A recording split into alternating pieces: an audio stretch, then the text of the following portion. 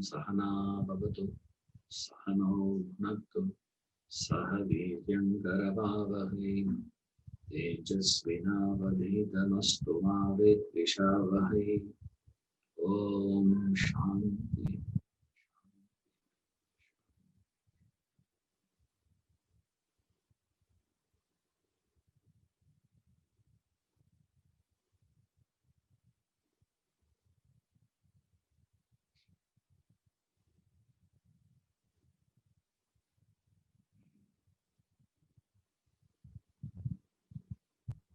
Hari Om.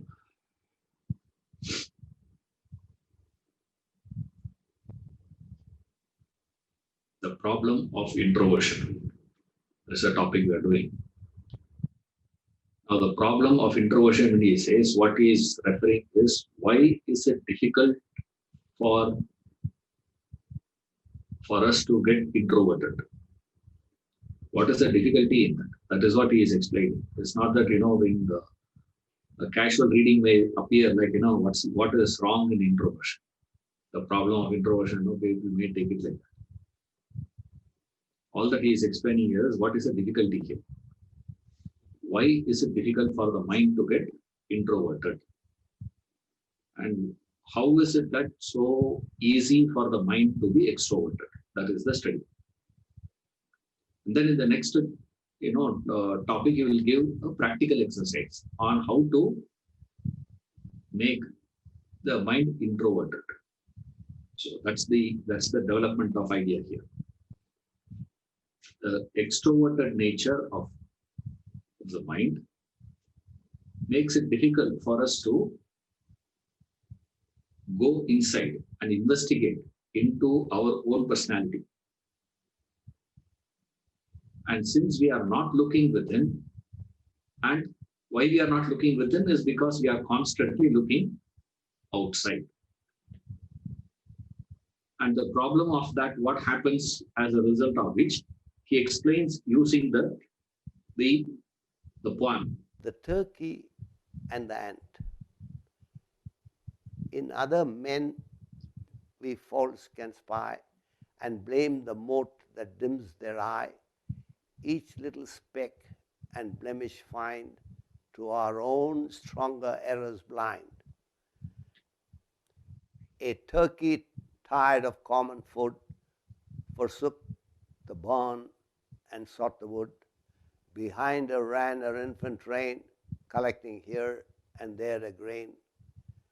Draw near, my birds, the mother cries, the hill delicious fare supplies. Behold the busy Negro race, see millions blacken all the place. Fear not, like me with freedom eat, an ant is most delightful meat. How blessed, how envied were a life, could we but escape the poulterer's knife. But man, cursed man, on turkey preys, and Christmas shortens all our days. Sometimes with oysters we combine, sometimes assist the savory shine. From the low peasant to the lord, the turkey smokes on every board. Sure, men for gluttony are cursed, of the 7 deadly sins the worst. An ant who climbed beyond her reach, thus answered from the neighboring beech, ere you remark another sin, bid thy own conscience look within, control thy more voracious bill, nor for a breakfast nation skill. John Gay.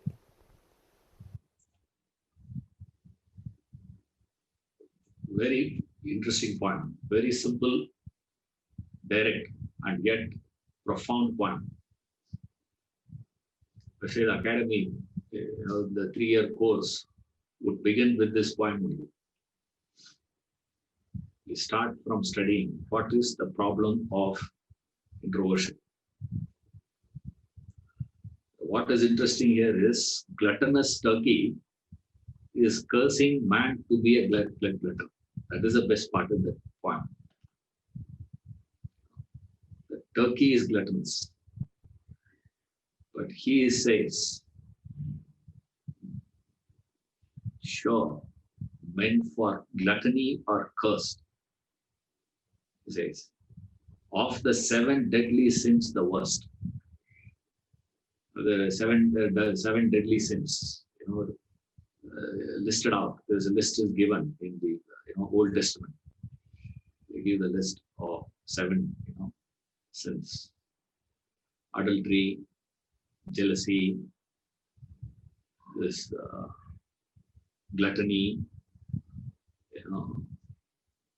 pride,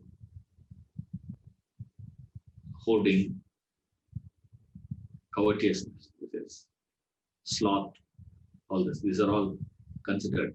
Anger, all this is considered as 7 deadly sins, worst sins. Like we also have Pancha Mahapataka and all that, they say. Papas are there, then Mahapapas are there, and then of the Mahapapas, the top 5. Like that, they've taken a list. Each tradition had their own list. And in that, the Turkey says, of the 7 deadly sins, the worst. Now, what is this poem saying? See, don't take it as this is the definition of extroversion, please. Meaning, finding fault in others is not the definition of extroverted mind. Extroverted mind's tendency is to find fault in others. Remember that. One of the aspects. One of the ways that extroverted mind functions.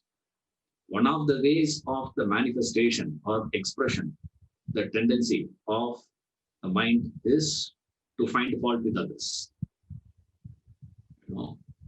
So the mind keeps looking outside constantly. So it finds faults in others and at the same time blissfully unaware of its own faults. Whatever be the magnitude of that fault. That's why he gives this example, this poetry. It's a beautiful poetry. Exaggeratedly, he presents the case. It's magnified to that point. Still, the Turkey is not able to see that, it says. Why we do this is because every one of us have got our own concept of right and wrong. Don't worry, from where you got that conviction, from where you got that belief along, we don't care. I say, I don't bother about that right now at this stage at least. Every one of us have that belief that this certain things are right, certain things are wrong. You're not supposed to do that, no. People ask, sir, how can a person do that? Is it correct? You can't say yes, it is correct. You have to say no, it's not correct, no. Right? How can you use such a word? They say, how can you call your wife by name? Or the earlier generation, even now in villages, you go, the ladies, they don't call their husband by name. See, they don't address their name. So you ask them, what's the name of your husband? Even, in the census, a fellow officer comes to ask, what's your husband's name? They will not say. You see, they'll say, count 1, 2, 3. They'll say 1, 2, 3, 4, 5, 6. They'll say 1, 2, 3, 4, 5, stop. Say 6. Then what is this? They say Munji. Say Mugam. Renduthi seti poduga. They'll say that Arumugam. But the lady will not say his name was Arumugam. Then the election officer has to say, oh. Kannayiram, he'll say. Kannayiram means 1,000 eye. So they have to give him, hint only they'll give. They'll never mention the name. Suppose if someone were to mention the name, it is considered as a sin. My grandfather had a belief that we should never take photograph. He had that belief. After he passed away, there's no photograph of his in the house. Nowhere we could find. Finally, my father found a method. Definitely, there must have been a photograph of his in the treasury, because he was, working in the school. So the treasury, they will be having his photograph for this one. So he sent my mother to go and bring that, copy. That she went into the treasury to speak to those people and say, cry, I have to, my father-in-law's photo I need. When a lady comes and asks for father's photograph, they will say, okay. Now this lady is coming and asking for father-in-law's photograph. They must have thought she is such a great pativrata. So they just took that, photo and gave it to her. That was one old photograph. No clue whose face is that. He brought that and showed to one, painter, and he painted that. And that is what we are keeping today as my grandfather. He had that belief. From where you get that idea? Like this, we have such an innocuous thing to greater things. I'm not going into gross examples because it will offend you. But every one of us have this belief. I understand certain things as right, understand certain things as wrong. And the problem is, the world around me doesn't fit into that pattern of my right and my wrong. When it is not fitting into that pattern, this conditioning consequence. Now, extroverted mind means this conditioning that you are carrying, that is called as extroverted mind. Forget about what happens after that. Now you read this poetry, people immediately they'll start, okay, now what I should be doing? Extroverted mind means it will find fault with others. Opposite of extroverted mind is introverted mind. So what does the introverted mind will do? Find fault within myself. So only difference I have done is what? Instead of finding fault with the other, now I start finding fault within myself and believe that to be introversion. But your tendency to find fault will not drop. Only thing that you have dropped is this. Now remember, that's what this poetry is on. When you read this poetry, this is why I'm really getting confused, whether I'm clarifying to you people or class level. See, when you read that poetry, ere you remark others' sin, with thy own conscience look within. When you read it, first degree, first layer of understanding will be what? Oh, this is wrong. You should not find fault with others. Okay, then don't look outside. See, and people give all some stupid logic now they'll give. Every time you point finger at outside, you remember 3 fingers are pointing towards you. Suppose if I change my gesture like this, then what? All 5 fingers are pointing outside only. Then what about that? Some, weird things, we get into. One of the such weird interpretation will be like this. They say, when you find fault with others, you get into a superiority complex. You'll get into that disease. When you turn that same tendency of yours to yourself, what are you doing? You will start finding fault within yourself. And the belief is going to be what now? The belief is, I have turned spiritual now. That is not what the poet is saying. Remember, that is not what Vedanta is asking you to do. Vedanta says, of course, the poet is giving a very, very preliminary introduction to turn from extroversion to introversion. It's a very, very basic one, this point. That's why this point was kept as a first lesson in the course. Very, very basic. But you have to start from there. But don't think by turning that itself you have turned introvert. So the blunder, the mistake is not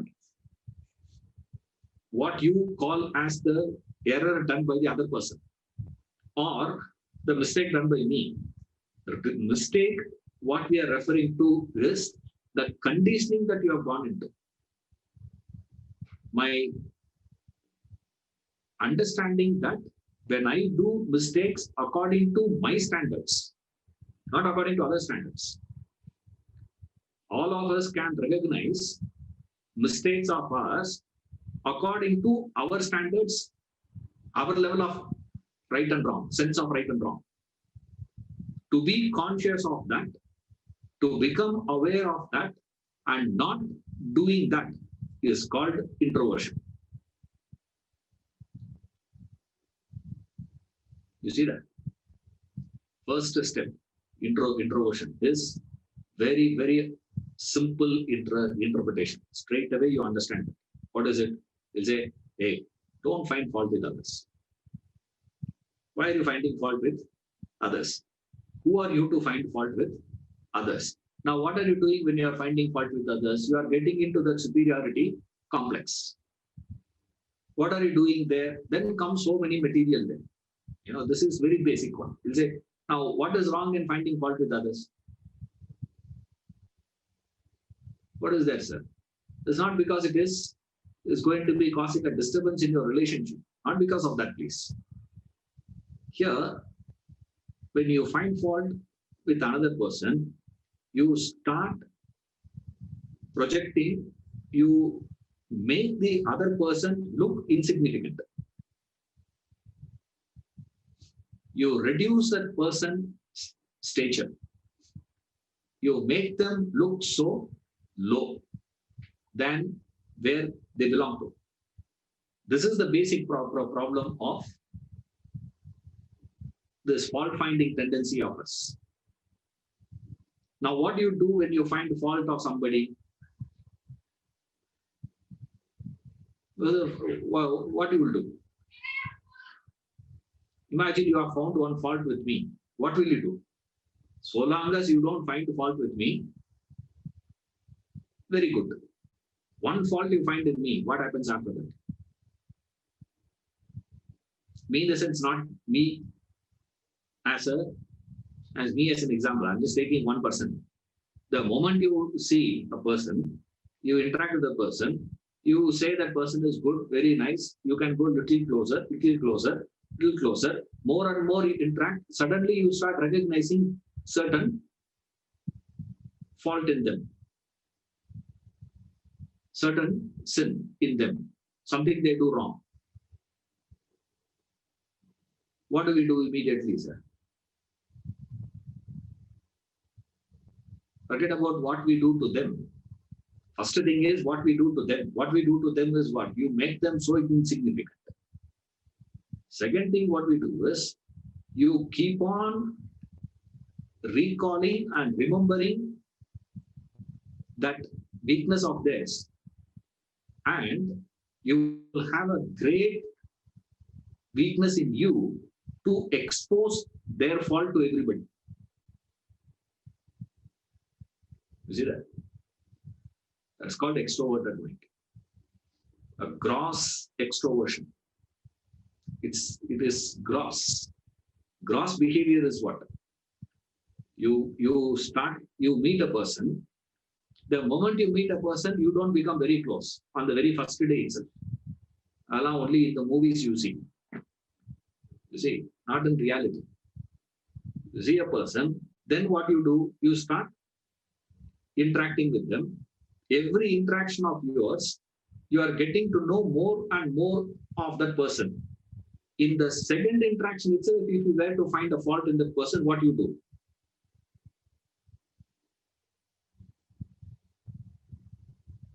You trim the flight in another way. It's not like that. You take off in another direction. They say, forget about this fellow, we'll go off. Right? Now, on what basis you come to conclusion that it is a fault is further inquiry in terms of introversion. I'm not even going into that. Before that itself, the moment you find fault, what do? You will not keep quiet. You will start reliving, rethinking, analyzing, reasoning. And finally, what you will do, you will want to show that fault to everybody.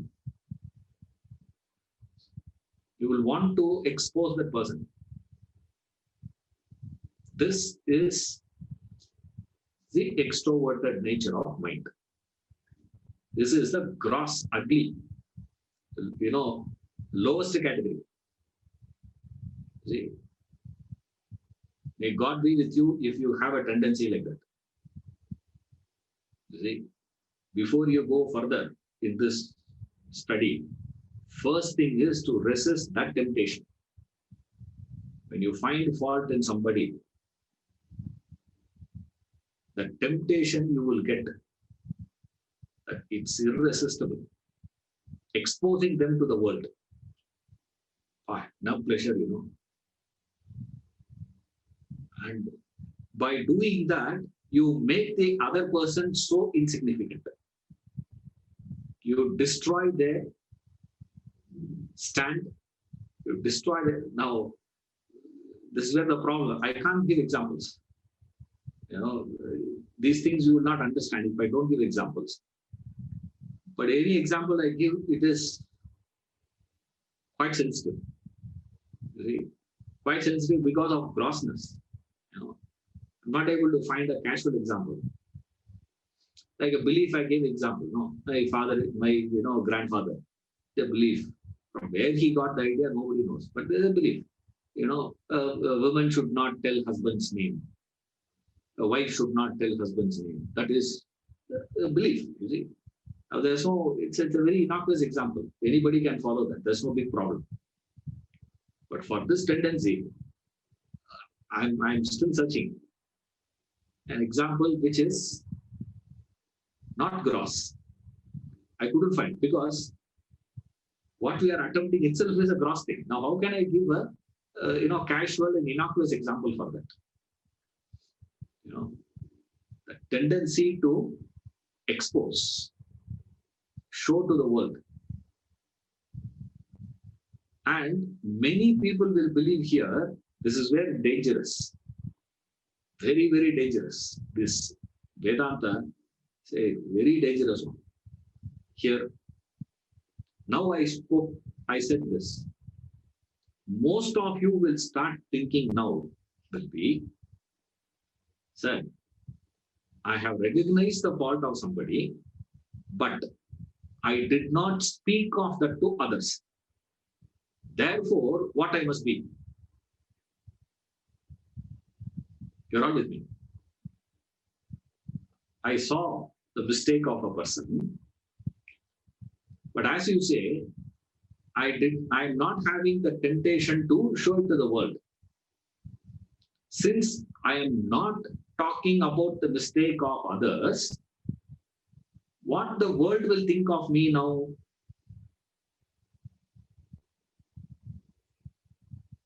The world is going to be believing in my goodness. World will say, oh, Ishwaran is such a good fellow, very good fellow. Why? Because I don't talk. I don't expose the mistake of another person. Since I am not talking about the mistake of another person, others will start believing in my goodness. In that belief that they have on my goodness, I will also start thinking, I will also start believing in my goodness.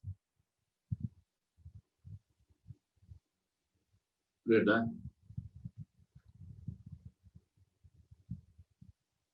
And you will start taking that person to be a spiritual person. Actually, very difficult this is.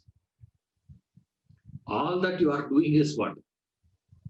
You are not behaving so gross, so low. I pay tax honestly, as though paying tax to your income means you are a Mahatma today. You see, I earn money, I pay tax. I don't do, of course, I do tax planning, but I don't do tax evasion. Since I'm not evading tax, you believe yourself to be what? One step lower than Harishchandra, that's all.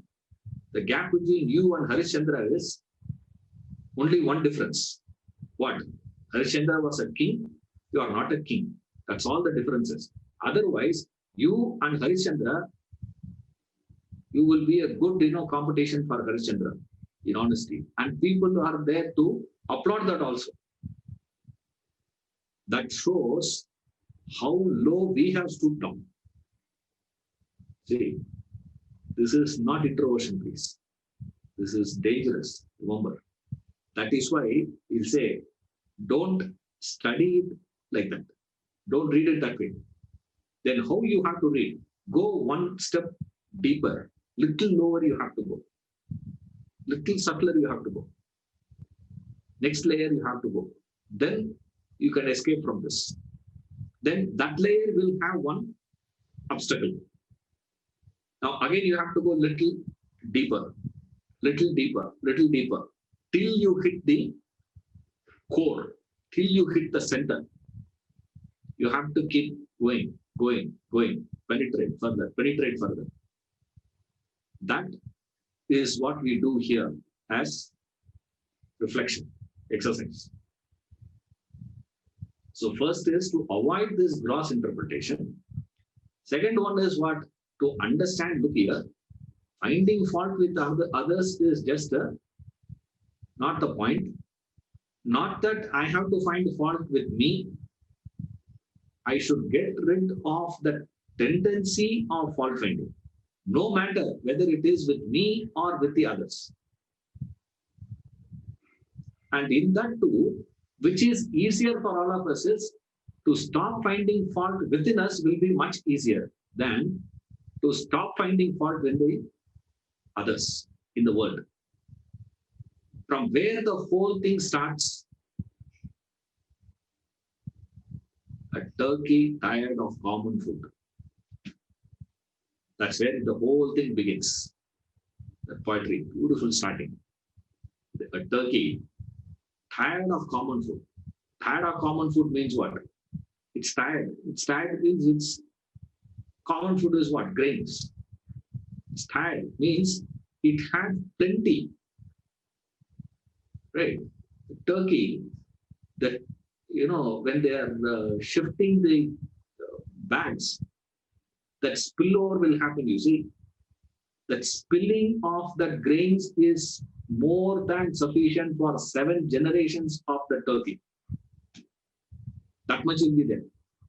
That go down. The barn, that's what he says. For soak the barn and sort the wood. The problem is what? It had that plenty. There's no necessity for him to move away at all, actually. But then he says what? Same food, same thing, boring. What to do now? Wanted a variety. You see, that variety seeking nature is what is referred as extroverted nature of the mind. You see, that variety seeking. It wanted that variety. It says, I want something else. Why? Whatever I have is boring. That's all. There's no kick in this. I wanted a variety. So what it do? It goes. And then, poetry. Rest of all just a poetry. Behind her ran the infant train, collecting here and there again. Wow. What does those things will do? Draw near my birds, the mother cries. She's angry, actually. She's crying, means, not tears, shouting. She is shouting, I have spotted a far better food. Why you fellows are still getting involved in that one? Come here, Zeus. Come here, Zeus, and start eating this. This hill, delicious fair supplies. There's an anthill. This hill is anthill. It spotted an anthill. And it says, now we have that best one and more juicy. The grain is dry, it is juicy. Therefore, it says, I have this one. This hill delicious fair supplies. Behold thy busy Negro race. And now it's a very wrong word to use. You may be even sued for that. But not in his way. What he is referring to is not a particular race. What he is referring to is black ants. In the ant, there are two types of ants: black ants and red ants. See, it has seen that black ants. See millions blacken all the place. Fear not like me with freedom meat, an ant is most delightful meat. Fear not means why they have to fear.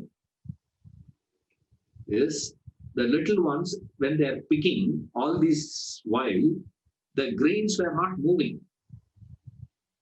Behold thy busy Negro. Busy Negro race means they are moving. The little ones have never experienced their food moving. It is stationary. You see, it moving means they are getting scared. So the mother is telling them, don't get worried, man, eat. Classic one. Fear not like me with freedom meat, an ant is most delightful meat. He is the best one. It's like curd rice and avocado. It is like that. As the fellows eating that, look at what she says. How blessed, how envied were our life, could we but escape the porter's knife. See, first, she got fed up with the grains, food, which she had plenty. Right? She came out and she got in plenty delicious food. It's not a delicious food, she had only one ant. And one ant has to be shared by all these people. It's not like that. A hill, ant hill, she found. So much is there. So much of variety. It wanted variety, it got that variety, and also it wanted that quantity, enough quantity. So quantity and quality is the best. And its life, whatever it wanted, it got it. As it was enjoying that, what it wanted, it starts developing a new thought, new idea. What is that? How blessed, how envied were our life. Could we but escape the porter's knife? But man, cursed man on Turkey prays. Now, the best part is, it is, cursing the entire humanity. Right? Entire humanity is, Turkey curses. Prays. Man, cursed man on Turkey prays. And Christmas shortens all our days. Sometimes with oysters we combine, sometimes assist the savory. Well, I don't know. I have no idea. Not because vegetarian. Indians, I don't know. I have never known all these things. The poetry only I got to know. I suppose. Let's do this. It's like, imagine a fellow in Australia, right? He were to be reading about Ganesha Chaturthi. Every house they will have modaka. That's all. Now, how on earth that Australian will know? In India, people prepare modakas, and modakas were prepared in two different ways. There is this way they deep fry and then make one, another one, the steamed one they make. Uh, Who knows all that in Australia? Same way, how do we know all this? At least I don't know. Till I saw this. Still I said, read this poetry. From the low peasant to the lord, the turkey smokes on every board. Meaning everyone eats. That's what it means. Everybody's eating. From the poor to the richest, everybody's eating. That means what? So much of demand for turkey on that day. That's all it means. There's so much of demand is there because everybody's eating. So demand and supply. Therefore, what will happen? That they will kill. That's all it means. The turkey smokes on every board. Sure, men for gluttony are cursed.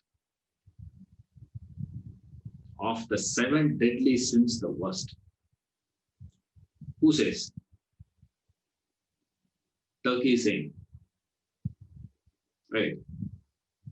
Extroverted mind over. Right. Up to this point is extroverted mind. Sure, men for gluttony are cursed. Of the 7 deadly sins, the worst. The best part is it is saying deadly sins, of the deadly sins, it's the worst thing. That's what it is considered by, the tradition. Old Testament considers gluttony to be the worst one of the 7 deadly sins. Anger, jealousy, adultery, those things are not the worst one. Of the 7, number 1 is gluttony. Very, very philosophical one idea that is. But what is interesting is the turkey is quoting that. That's the best part. Who is quoting is interesting here. Who is saying is very important. The turkey says this is wrong. Why? Because, think carefully. How many ants a turkey will eat per day? Breakfast, lunch, dinner, 3 meals. Or nowadays, a lot of people have 2 meals a day. 2 meals a day means what you eat in the 3 meals, you have the same quantity in 2 meals. That's all it means. Now the quantity is going to be any less. Time reduces, that's all. And there are people who eat 1 meal a day. And in that 1 meal itself, they will eat for all 3.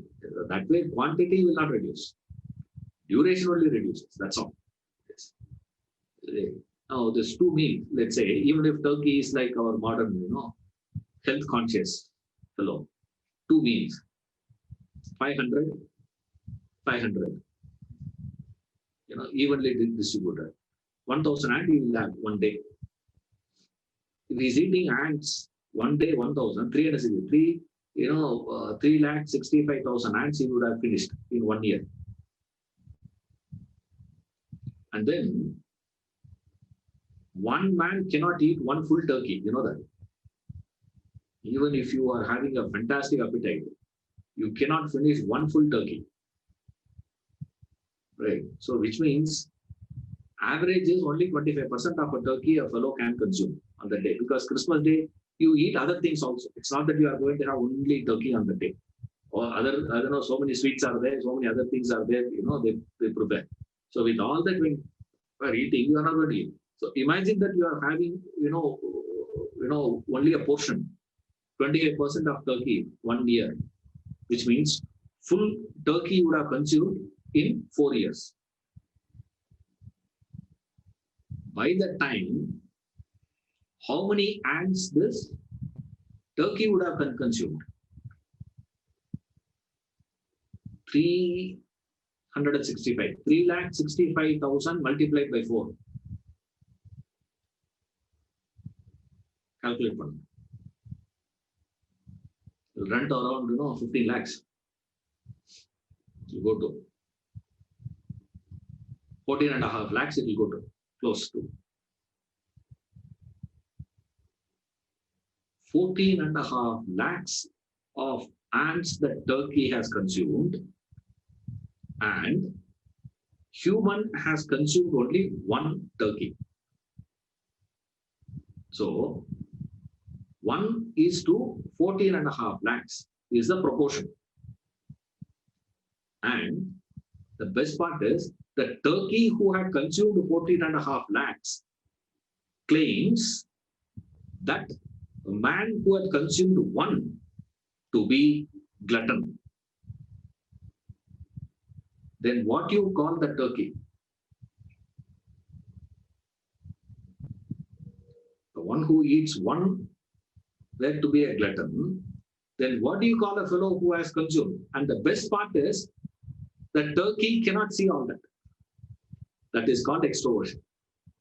That's what the poet is saying. Yes. That's what an ant who claimed beyond her reach thus answered from the neighboring branch. It has because if we have to be standing close to the turkey, before it opens its mouth, it will be inside the stomach. Turkey. So first thing that ant did was what? Reached beyond the reach of the turkey. From there, it gave a reply to the remark made by the complaint of the turkey against humanity. Ere you remark other sin, with thy own conscience look within. Control thy more voracious will, nor for a breakfast nations. So eloquently you are talking. Now, talking in the sense here, don't take it as literally talking. You have to take it as thinking. Because most of us don't talk about the sins of others, but we think of the sins of others. We don't talk it out. Thereby, we present ourselves to be a very good person. Very smooth and very soft, very smiling, very nice. Aye, betenge, all that we say. When a person, but internally, what are they thinking about him? Asama poha, they say. Travel, they say. Like that. Internally, you think like that. You drop dead. That's what it means. Nasama poha means, you drop dead. That's the thought inside. But outside, what is it? This is how we do the world. But the tragedy is, you can never fool the world. You can only fool yourself. Remember that. Any attempt of yours to fool the world, you will succeed in fooling yourself. You can never fool the world. You can never fool God. That's what Ramtirtha says. Don't try to throw dust into the eyes of God, for you shall be blinded. You will go blind. Don't try all that, he says. Don't get into this, man. Now, why these people call gluttony as the worst sin? Of 7 deadly sins, the worst. This is the worst of all this. Don't get into this gluttony. Now, gluttony, you need to understand what is the meaning of a glutton. Why they treat gluttony as the worst sin is because 90% of humanity are guilty of this sin. We don't understand the meaning of gluttony. Therefore, we all think, we don't fall into the trap. You see, jealousy, adultery and all that, everybody doesn't indulge. All, exceptional cases here and there. You'll see. Not that everyone falls for it. But gluttony, why it is considered as the worst is because most of us fall into the field or guilty of that one. Who is a glutton, sir? A glutton is one who eats even when he is not hungry. That's called a glutton. Now you eat. Eating is a survival activity. You have to consume, you have to eat. If you don't eat, you cannot live. Full stop. There is no connect, there's no way you can escape the action of eating. But then that eating should happen only when you are hungry. Do we eat after hunger? Or anticipate hunger and eat well in advance? Midnight, 2 o'clock, you'll feel hungry. Therefore, eat more now itself. Have you heard this? Every grandmother will say that. See, midnight, you will get up. Halfway through your sleep, you will wake up hungry. Therefore, what you should do now? It is already 8 o'clock. You and your class, you have your dinner and then go and sit in the class. Yeah. That's why conveniently a lot of people will switch off the thing. That's why he said, if the video is off means you will be removed from the class. Why? They're convenient. You see, you can eat. Why? While you eat, are you hungry now to eat? No. But our fear is what? See, now I may not feel hungry, but I'll go to sleep. But midnight, 12 o'clock, I'll wake up. At that time, I'll feel hungry. Eat, no. Okay, you feel hungry at 12 o'clock in the night. Eat, no, at that time. No. That will stop, stomach. Nothing will happen. If your stomach feels that hunger, you feed, that will not disturb the body. We got into, now you go and read this. Of the 7 deadly sins, the worst. Why it is worst? Because it is universal. Everyone is guilty of this sin. And every one of us do this on a daily basis. That is why it is a deadly sin. Of the 7, the worst they say. Why? Because everyone is guilty of that every day. Do you drink coffee because you feel thirsty? Do you eat because of hunger? No. This is very, very basic. From here, we will take a lead and start probing. That's how reasoning is done. Right. Then we'll take another angle and probe. Again, you take another angle and probe. One other way you do is what? It says 7 deadly sins, gluttony. What is wrong with gluttony, sir? Because when you read the list of other sins, most of us can understand other sins are sins. Eating what? How can you? And we all believe those who overeat are gluttons. No. That it's a wrong interpretation, wrong understanding of gluttony, not overeating, please. You see, the tendency to eat when there is no need for eating. That means you have to acquire and accumulate and hoard things even when they are not necessary. That is called a glutton. Glutton means don't take it only in terms of food, please. Right? The freshness is lost completely. You accumulating more than necessary is called a glutton. That is where a very philosophical probing will start. What defines necessity? Because necessity varies from person to person, no? Correct?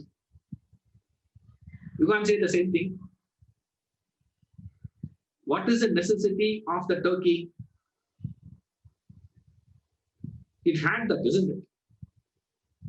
A barn full of grains were available for the turkey for it to consume and live. But the turkey says what? Tired of that food. I want variety. It goes. According to the turkey, what is necessity to it? That variety of that is necessity. So, we all acquire, we all accumulate. This acquisition and accumulation of things, all that happens with the belief that it's a necessity. And on what basis you define what is necessary? Because what is necessary for one person is not necessary for another person. What defines that? We don't know. And how we live our lives, sir. Accumulation. What is the proof of every house is accumulating? What is the proof of it? You go to a house, look at the refrigerator size in the kitchen, will know the accumulation tendency in the house. You see, before refrigerator, there was no accumulation because you cannot keep that curd beyond a point. You see, what will you do? You can't keep that rice. You can't keep that sambar. There are people who prepare sambar 1 week in advance and keep in the fridge. You see that? Now, that's called hoarding. Before that, you want to have sambar on the day you have to prepare. You don't prepare well in advance and keep it inside. And then next day morning, take it out and eat again. Take it out, reheat, eat again. Reheat, eat again. What are we doing? So all of you go to your kitchen now. Open the refrigerator and stand in front of that and see. Will know whether you are extroverted or introverted. Forget about turkey, ant and all that. If you remark others, you can talk later. What is accumulation? You see that? That accumulating tendency, this tendency to accumulate more than what is necessary is called extroversion. Because how many of us have sat and reasoned, analyzed what is necessity, what is a need, what is my need? Have you ever analyzed it? What is my need? And do you have a capping? This much. Now, why do you accumulate? And this is where how your mind is so cunning, we will know. And the society feeds it so beautifully. And I can't say these things, when I meet you people. Therefore, I tell now. Because, you will hit me if I tell you all this, when I see you. Live class, I can't say that. I will, will start throwing stones at me. This. Now I can say that and, shut down and go. Safe for me. Why do you say that? This is because this necessity of mine, I believe, and I need to acquire. Why I need to acquire now for my future needs?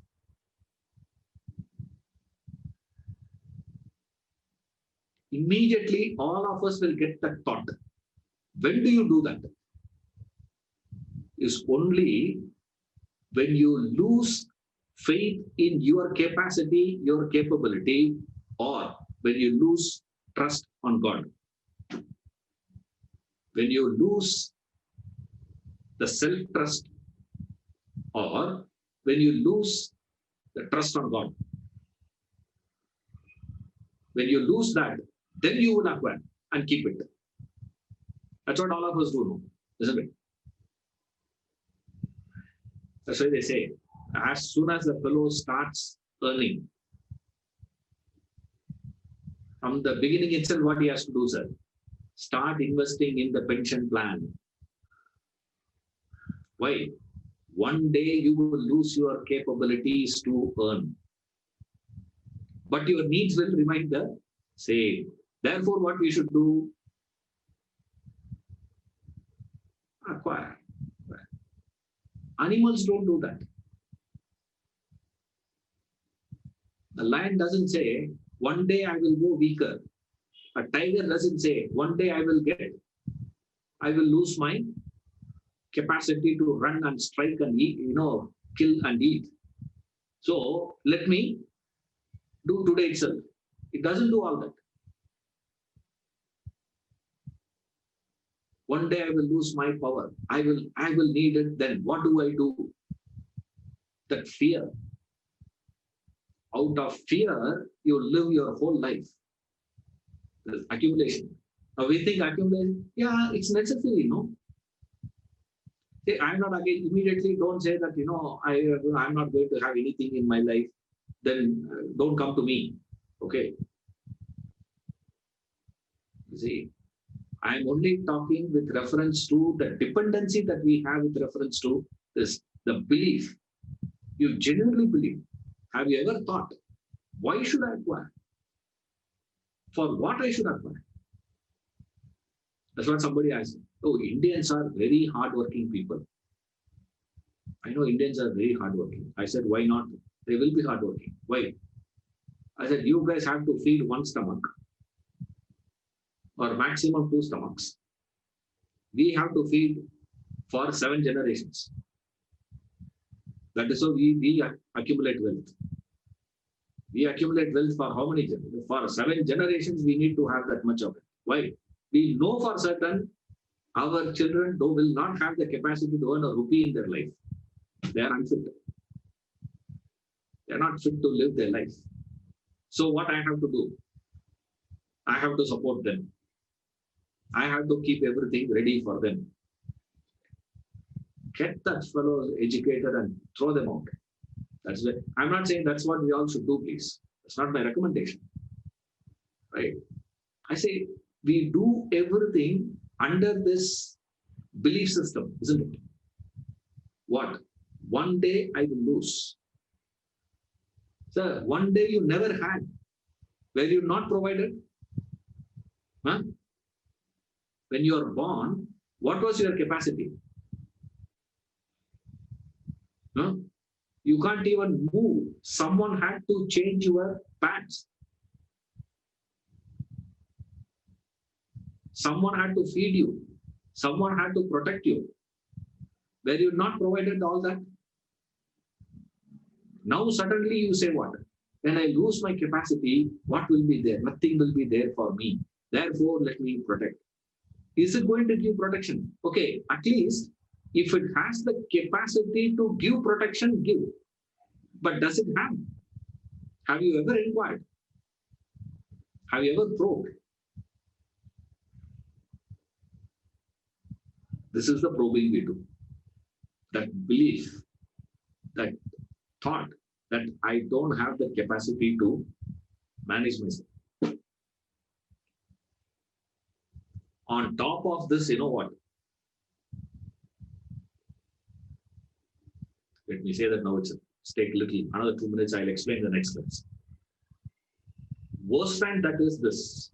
That is why we call these people as, Isavasya Upanishad calls these people to be in greater darkness, where the ones who claim to be leading a contented life. See, accumulation, is a gluttony means what, sir? Eating. Means what? Acquiring. Acquiring means what? For my future. Now, a point will come where in your life you will stop acquisition. You will not go more for acquiring. See, that stopping point can happen at any level. One person can stop at the level of a single bedroom house. Another person can stop at the level of buying a private island. That may, but somewhere down the line, the fellow stops. From that point, suddenly he starts conceiving himself to be leading a life of contentment, fulfillment, satisfaction. I am a contented person, sir. I am not running behind the world. I am not getting into this acquisition mode. Therefore, what I am spiritual now. Isavasya Upanishad says, greater darkness. Then what? The fellow who is running behind the world for accumulation, he is in blinding darkness. Where are you? Isavasya says, you are in greater darkness. I've never understood what is the meaning of that. What can be greater than a blinding darkness? What is a blinding darkness? What is our contentment? The contentment of us is dependent on the present possession of us, isn't it? The current possessions of mine, I say, retain. I don't want addition. That is what I call as contented life. Now you have some, some security, liquid asset you should have. Gold.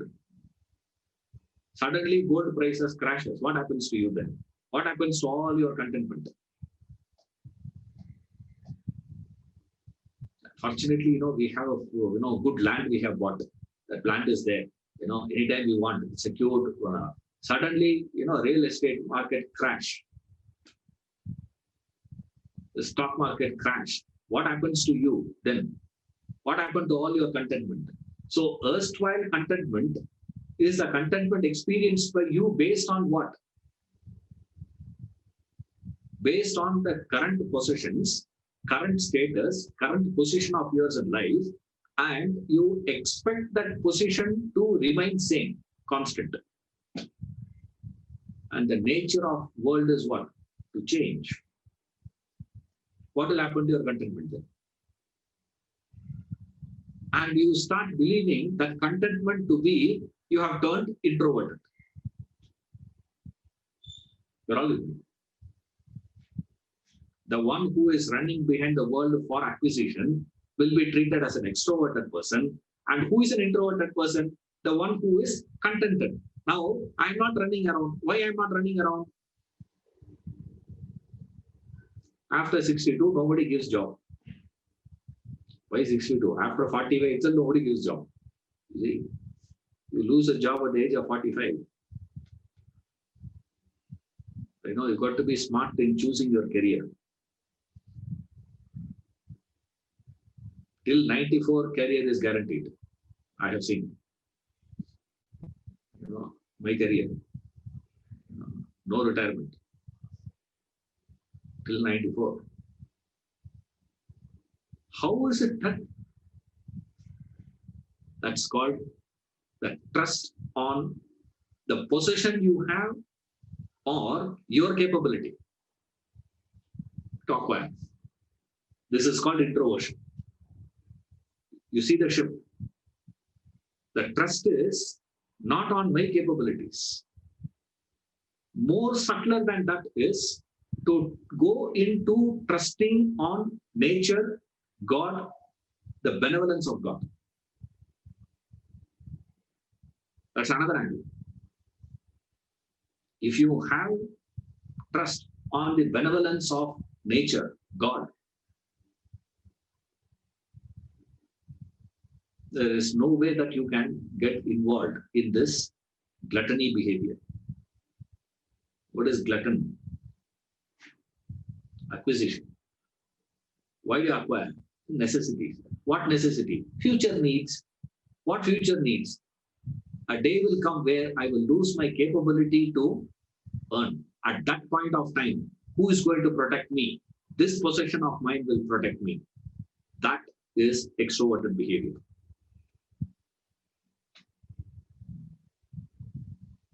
Turn that and come within. What is looking within, sir? See in the capability of yours, that self-reliance to start afresh, to start something. You start a business at the age of 65. What strength he must be having.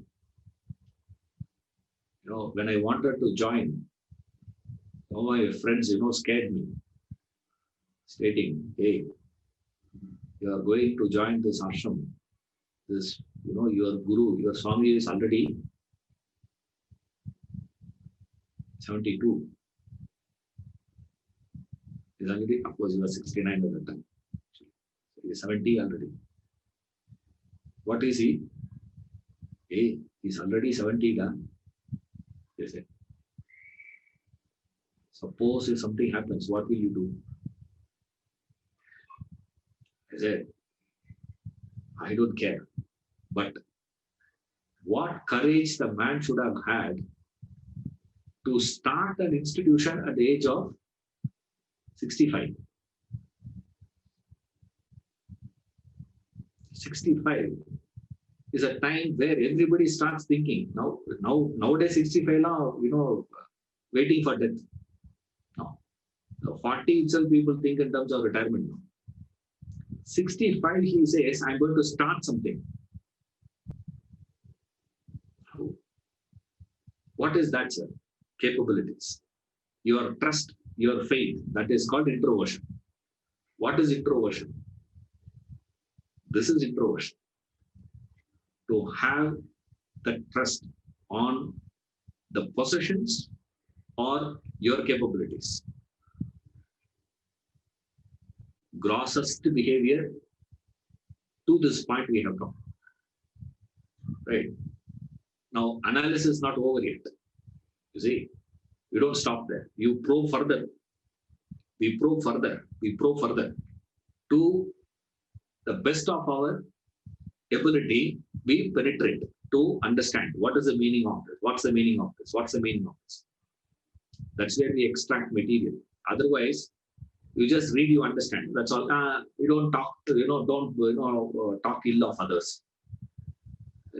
That's a very, very superficial understanding, please. Go a little deeper from where it is staking. We'll see you in the next class, more in detail.